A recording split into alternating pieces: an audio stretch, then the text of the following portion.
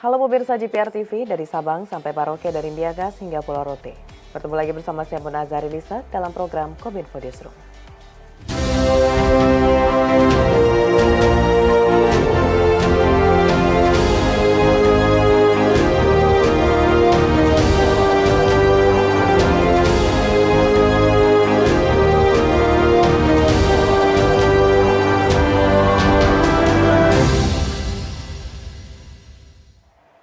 Pemirsa, kita ke informasi pertama.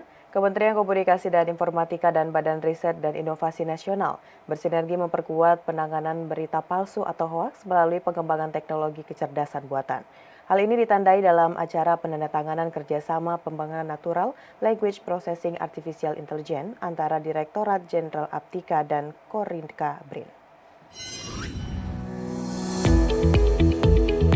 Kementerian Kominfo bersama Badan Riset dan Inovasi Nasional bersinergi memperkuat penanganan berita palsu atau hoax melalui pengembangan teknologi kecerdasan buatan atau Artificial Intelligence Natural Language Processing.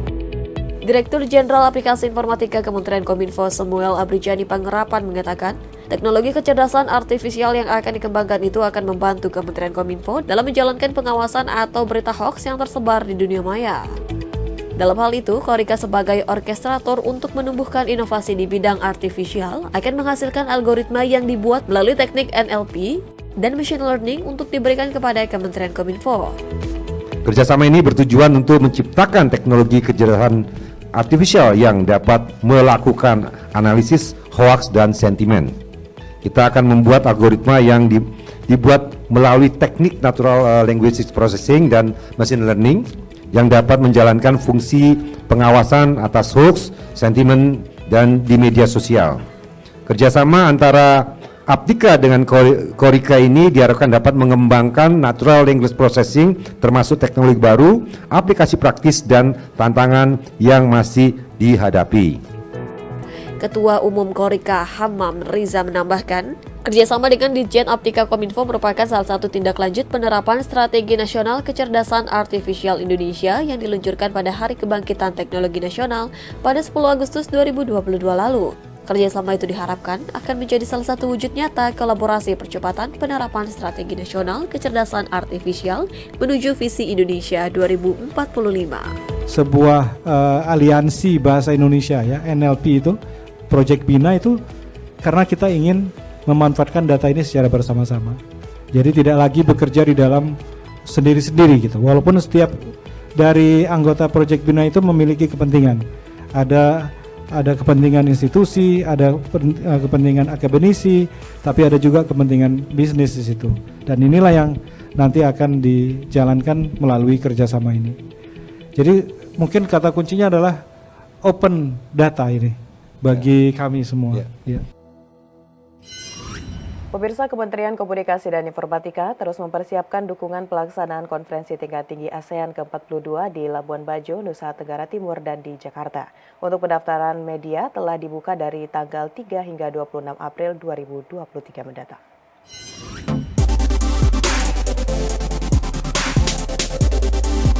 Persiapan KTT ASEAN yang akan berlangsung di Labuan Bajo pada bulan Mei mendatang terus digencarkan. Kementerian Komunikasi dan Informatika selaku Koordinator Informasi Publik dan Media terus mematangkan pengelolaan website resmi ASEAN Indonesia 2023 hingga registrasi bagi media untuk peliputan. Adapun untuk pendaftaran media dibuka dari tanggal 3 hingga 26 April 2023 mendatang dengan melihat syarat dan ketentuan yang berlaku melalui pilihan media registration di situs resmi asean2023.id. Direktur Jenderal Informasi dan Komunikasi Publik Kementerian Kominfo Usman Kansong menjelaskan bahwa media-media yang mendaftar nantinya akan diverifikasi ulang untuk mendapatkan izin meliput acara langsung KTT ke-24 ASEAN di Labuan Bajo, Nusa Tenggara Barat.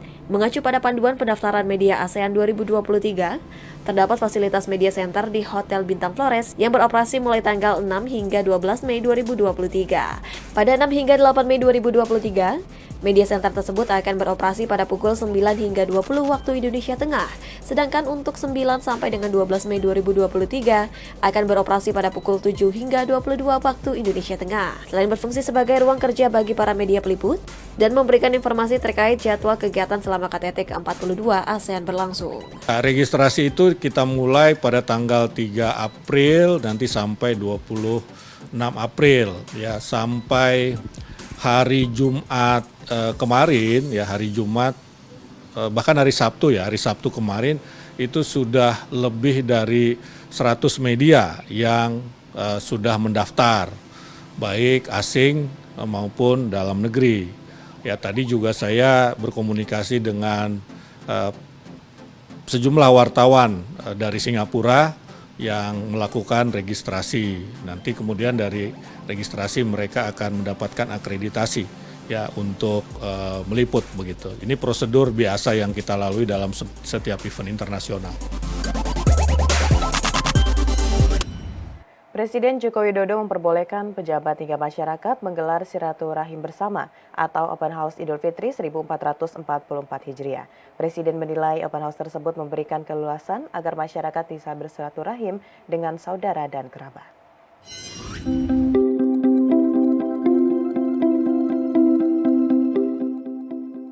Presiden Republik Indonesia Joko Widodo mempersilahkan pejabat pemerintah untuk mengadakan Open House pada Hari Raya Idul Fitri. Bahkan, izin menggelar Open House Lebaran 2023 itu tidak hanya diberikan untuk pejabat, tetapi juga untuk masyarakat yang ingin mengadakan acara serupa. Tahun 2023 ini ialah Lebaran pertama tanpa pemberlakuan pembatasan kegiatan masyarakat setelah 3 tahun pandemi.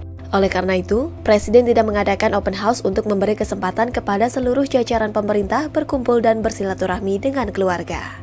Lebih lanjut, perangkat kepresidenan yang biasa melekat dalam kegiatan Presiden Jokowi pun akan sangat terbatas ketika cuti Lebaran.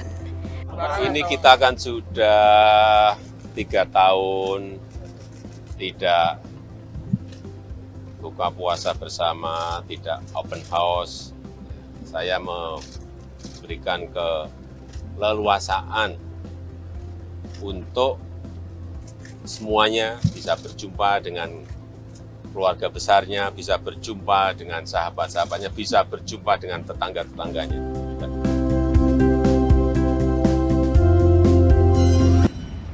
Presiden Republik Indonesia Joko Widodo mengunjungi Pasar Minggu Jakarta Selatan. Dalam kunjungan tersebut, Presiden mengecek ketersediaan dan harga bahan pokok jelang Lebaran hingga menyampaikan manajemen arus mudik tahun 2023. Dalam tinjauan ke Pasar Minggu Jakarta Selatan, Presiden menyampaikan bahwa pemerintah telah lakukan perbaikan manajemen persiapan arus mudik Lebaran tahun 2023. Presiden juga mengimbau kepada masyarakat untuk berhati-hati saat melakukan perjalanan mudik di tengah lonjakan yang diprediksi mencapai 123 juta orang. Ya, kan sudah saya sampaikan hati-hati arus mudik saat ini karena dari survei itu melompat dari 86 juta menjadi 123 juta, 45% lonjakannya. Hingga kemarin saya cek yang tahun lalu bermasalah di Bakauheni, di Merak, kan masalah tahun kemarin di pelabuhan itu. Ya kemarin kita cek, tetapi jelas kita siapkan dari kapasitas yang sebelumnya 31.000 melompat menjadi 49.000. Kita harapkan tidak ada masalah. Manajemen lapangannya juga detail sudah dilakukan. Pelabuhan mana yang dipakai untuk kendaraan, pelabuhan mana yang dipakai untuk kendaraan-kendaraan berat, pelabuhan mana yang dipakai untuk mobil pribadi dan bus, semuanya sudah diatur dalam pelabuhan-pelabuhan yang berbeda. Senada hal tersebut, Menteri Pekerjaan Umum dan Perumahan Rakyat memastikan bahwa telah menyiapkan dukungan infrastruktur untuk kelancaran arus mudik Lebaran tahun 2023. Basuki menyebut telah meningkatkan dan menambah sejumlah prasarana seperti pelebaran jalan, penambahan tempat istirahat atau rest area, hingga pengoperasian jalan tol fungsional. Pelebaran jalur Jakarta Cikampek di kilometer setelah turun elevated itu sudah 4 semua. Jadi kalau dari bawah 2, dari atas 2 tetap menjadi 4. Jadi saya kira mudah-mudahan sudah nggak menjadi bottleneck di situ. Okay? Baik yang ke arah timur maupun yang arah ke barat nanti itu sudah 4. Jadi kalau dari timur ke barat dari 4, 2 naik, 2 di bawah. Kalau dari barat 2 di bawah, 2 di atas masuk jadi 4. Jadi sudah nggak ada bottleneck. Yang kedua di Cipali ada beberapa prasarana yang kita juga antisipasi untuk mudik, yaitu pelebaran menjadi 3 ruas di muka rest area. Bapak sekalian bisa lihat di muka rest area pasti ada pelebaran dan ini akan selesai nanti minggu-minggu depan ini sudah selesai semua. Pemirsa, setelah jeda kami akan kembali dengan informasi menilik kesiapan dari PT ASDP hadapi lonjakan pemudik tahun 2023. Sesaat lagi.